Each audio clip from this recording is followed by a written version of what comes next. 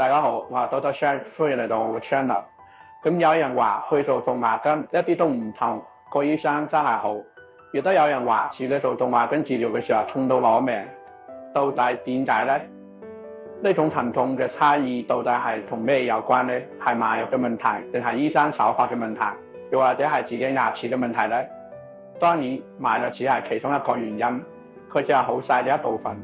因為牙齒屬於硬組織，麻藥嘅滲透力比較差，咁多原因其實同大家牙齒表面有牙神經嘅狀態有關。如果你嘅牙神經正處於急性牙髓炎時期，咁我哋就開始呢個過程，你嘅疼痛就肯定會比其他嘅情況更加劇烈啲。就算我哋幫你打咗麻藥，呢個過程你都依然會感覺到疼痛。如果牙神經處於高敏狀態，有人甚至會痛到從牙凳上面跳起身。咁如果牙神經已經壞死，甚至發展成根尖周炎，咁就講明牙神經大部分已經壞死咗啦。所以我哋做動脈根嘅時候，你一般都唔會感覺到任何嘅疼痛。所以動脈根治療嘅疼痛反應同你嘅牙神經係處於急性牙髓炎狀態，定係慢性牙髓炎變成根尖周炎有好大嘅關係。